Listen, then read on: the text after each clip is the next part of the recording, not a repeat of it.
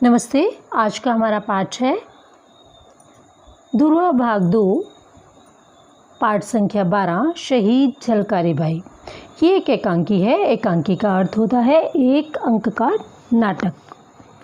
तो बच्चों, झलकारी बाई के बारे में जानने से पहले आपको रानी लक्ष्मीबाई के बारे में जानना होगा।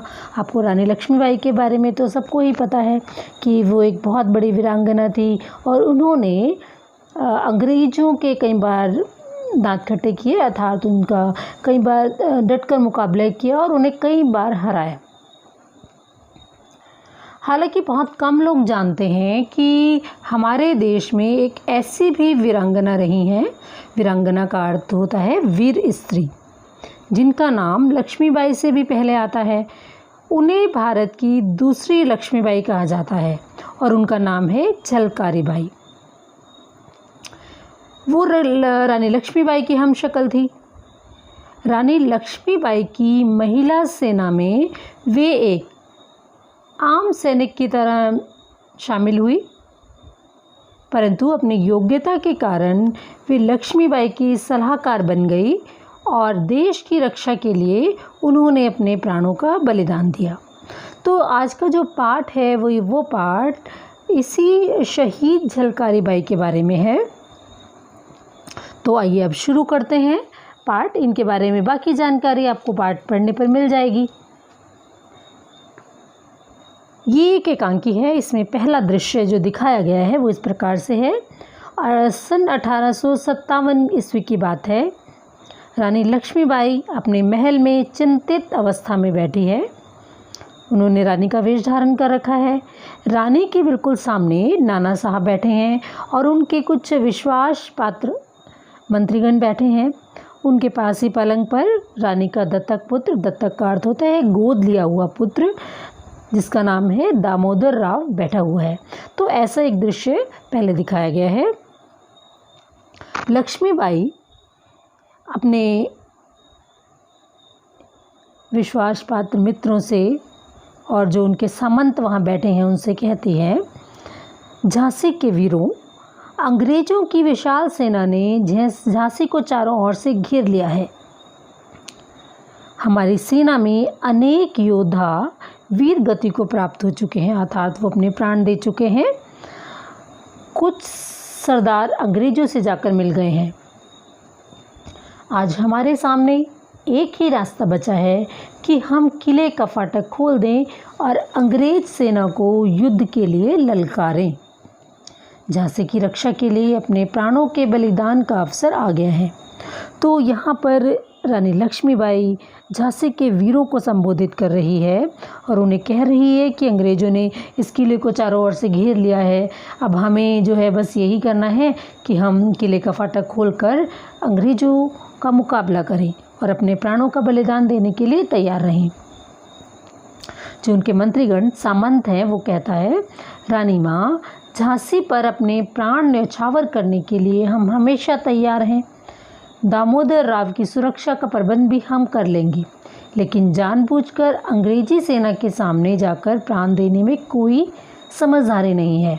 अर्थात जानबूझकर हम दरवाज़ा खोल दें, उनको अंदर बुला लें और वो हम पर हमला करके हमारा प्राण ले लें, तो इसमें कोई समझदारी की बात नहीं है।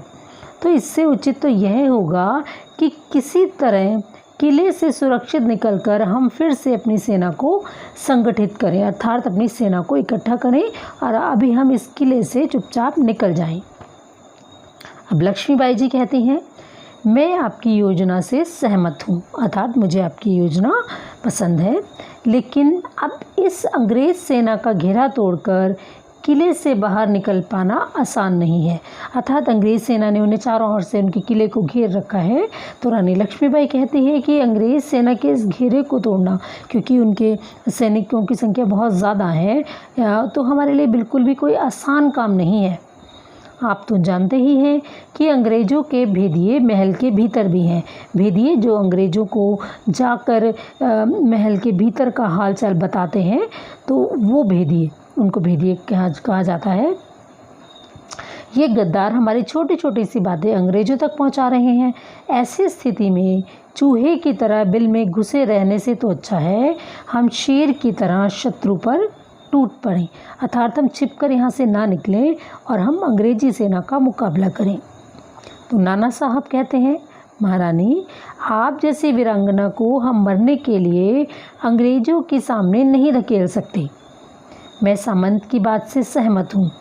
आपका यह निर्णय वीरोचित तो है, पर रणनीति की दृष्टि से उचित नहीं है। अर्थात आपने जो निर्णय लिया है कि हम अंग्रेज़ों का मुकाबला करें, यह आप वीरांगना है, तो एक वीर पुरुष को एक वीर स्त्री को जो निर्णय शोभा देता है, वैसा ही आपका निर्णय है। लेकिन ये रणनीति, किसी भी युद्ध को लड़ने के लिए रणनीतियाँ होती हैं, तो रणनीति की दृष्टि से यह बिल्कुल भी ठीक नहीं है। हमें कोई दूसरा रास्ता निकालना होगा। आपकी पराजय केवल रानी लक्ष्मीबाई की पराजय नहीं होगी, वह झांसी की पराजय होगी। यदि झांसी इतनी आसानी से पराजित हो गई तो पूरे भारत में चल रहा स्वाधीनता संग्राम ही खतरे में पड़ जाएगा। सबकी निगाहें आप पर टिकी हैं। रानी लक्ष्मीबाई बहुत वीर थी, तो पूरे भारत में देश को आज़ाद कराने के लिए, भारत को आज़ाद कराने के लिए एक युद्ध चल रहा था। तो उनके नाना साहब समझाते हैं रानी लक्ष्मीबाई को, यदि अंग्रेज़ों ने आपको पराजित कर दिया तो जो पूरे भारत में संग्राम चल रहा है, तो उन लोगों के हौसले जो है पस्त हो जाएंगे, वो लोग निराश हो जाएंगे, क्योंकि सबकी निगाहें रानी लक्ष्मीबाई पर टिकी हैं कि वो इतनी वीर है, वो अंग्रेज़ों से मुकाबला करेगी, तो हम भी मुकाबला करेंगे। तो उसी समय एक दूत वहाँ पर आ जाता है। दूत कहता है, महारानी की जय। लक्ष्मीबाई कहती हैं, कहो दूत, क्या समाचार लाए हो? दूत कह रहा है, रानी माँ, समाचार शुभ नहीं है। अंग्रेज़ों की सेना का घेरा झांसी के चारों ओर बहुत कड़ा हो गया है। आपको जिंदा ही पकड़ने की ठान रखी है। तो वो दूत रानी लक्ष्मीबाई को बताता है कि जो अंग्रेज़ी सेना है, उन्होंने बहुत ही गहरा जो घेरा, यानी कि बहुत ज़्यादा सैनिक हैं उनके साथ, उन्होंने झांसी के महल को घेर रखा है और उन्होंने ये ठान ली है कि हम झांसी की रानी अर्थात रानी लक्ष्मीबाई को ज़िंदा पकड़ेंगे। लक्ष्मीबाई उससे कहती है, दूत तुम जाओ, घटनाओं पर कड़ी निगाह रखो। अब दूत जो है तेज़ तेज़ कदमों से चलता हुआ वहाँ से चला जाता है। अब लक्ष्मीबाई कहती हैं नाना साहब को, नाना साहब, मैं किसी भी हालत में अंग्रेज़ों की बंदी नहीं होना चाहती। अर्थात मैं अंग्रेज़ों के सामने झुकूंगी नहीं, मैं नहीं चाहती कि वो मुझे कैद कर लें। मैं झांसी की रक्षा करते करते शहीद हो जाना पसंद करूंगी। आप आदेश दें, हम अंग्रेज़ों पर टूट पड़ना चाहते हैं। तो रानी लक्ष्मीबाई ये नाना साहब से कहती हैं। उसी समय नारी सेना की सेनापति झलकारी बाई का प्रवेश होता है, जो बिल्कुल लक्ष्मीबाई की हम शक्ल हैं। झलकारी बाई कहती हैं, महारानी की जय। लक्ष्मीबाई, आओ आओ झलकारी बाई, तुम ठीक समय पर आई हो। कहो, तुम्हारी सेना की क्या तैयारी है? झलकारी बाई कहती है, रानी माँ, नारी सेना अगली पंक्तियों में लड़ने के लिए तैयार खड़ी है, बस आपके आदेश की प्रतीक्षा है। तो झलकारी बाई रानी लक्ष्मीबाई को बता रही है कि जो नारी सेना है, महिला सेना है, वो सबसे आगे की पंक्ति में खड़ी है, लाइन में खड़ी है, लड़ने के लिए बिल्कुल तैयार है। आप आदेश दें तो हम लड़ने निकल पड़ेंगे। लक्ष्मीबाई कहती है, किंतु क्या? निसंकोच होकर कहो, कि किसी प्रकार की शंका मत रखो, जो भी तुम्हारे मन में है उसे कहो। झलकारी बाई कह रही है, गुस्ताखी माफ़ हो रानी माँ। गुस्ताखी का अर्थ होता है गलती। मुझे इस निर्णायक युद्ध के लिए आपके वस्त्र, पगड़ी और कलगी चाहिए। लक्ष्मीबाई मुस्कुराकर कहती हैं, ठीक है झलकारी, तुम्हारी यह इच्छा अवश्य पूरी होगी। लक्ष्मीबाई अपने कक्ष में जाती हैं और एक थाल लाकर झलकारी बाई को देती हैं। झलकारी बाई उन्हें झुककर प्रणाम करती हैं और झलकारी बाई वहाँ से चली जाती हैं। प्रस्थान का अर्थ होता है चले जाना। लक्ष्मीबाई, देखा आपने, आप अब अधिक सोचने का समय नहीं है, मैदान में उतरने का समय है। नाना साहब कुछ कहना ही चाहते हैं, तभी झलकारी बाई रानी की वेशभूषा में सजकर प्रवेश करती है। सब लोग उसे देखकर आश्चर्य में पड़ जाते हैं। अब नाना साहब कहते हैं, अरे झलकारी बाई तुम तो हूबहू लक्ष्मीबाई लग रही हो। झलकारी बाई कहती है, आप ठीक कह रहे हैं, मेरा रानी माँ का हमशक्ल होना शायद आज ही सार्थक हो सकता है। नाना साहब, झलकारी बाई तुम्हारी क्या योजना है यह तो बताओ। अब झलकारी बाई अपनी योजना के बारे में बताती है। वह कहती है, मेरी योजना यह है, मैं अपनी सेना लेकर किले के मुख्य द्वार पर अंग्रेज़ों को उलझा कर रखूँगी। अर्थात वह उनसे लड़ती रहेंगी तो अंग्रेज़ समझेंगे कि रानी लक्ष्मीबाई लड़ रही है। इससे उनका पूरा ध्यान मुझ पर बना रहेगा। वे रानी समझकर मुझे घेरने का प्रयत्न करेंगे। इतने में रानी माँ दामोदर सहित अपने वीर सैनिकों को लेकर महल से दूर निकल जाएगी। तो इस प्रकार से झलकारी बाई अपनी योजना जो है वो नाना साहब को बताती है। फिर लक्ष्मीबाई कहती है, लेकिन झलकारी बाई मैं जानबूझकर तुम्हें मौत के मुंह में कैसे डाल दूँ। झलकारी बाई फिर कहती है, रानी माँ आप ही ने हमें सिखाया है कि वीरांगनाएं मौत से नहीं डरती, कि जो वीर स्त्रियां होती हैं वो मृत्यु से नहीं घबराती हैं। हम प्राणों की बाजी लगाकर भी झांसी की रक्षा करेंगे। प्राणों की बाजी लगाने का अर्थ है, ये एक मुहावरा है, प्राणों की बाजी लगाना अर्थात अपनी जान देना। वो कहती है, मैं अपनी जान देकर भी झांसी की रक्षा करूंगी। फिर नाना साहब कहते हैं, झलकारी बाई ठीक कहती है महारानी, आप अब देर मत कीजिए। झलकारी बाई जैसा कहती है वैसा ही कीजिए। महारानी की जय, झांसी अमर रहे का जय घोष करते हुए झलकारी बाई का प्रस्थान, अर्थात झलकारी बाई वहाँ से निकल जाती है। लक्ष्मीबाई के वेश में झलकारी बाई अंग्रेजी सेना पर टूट पड़ती है।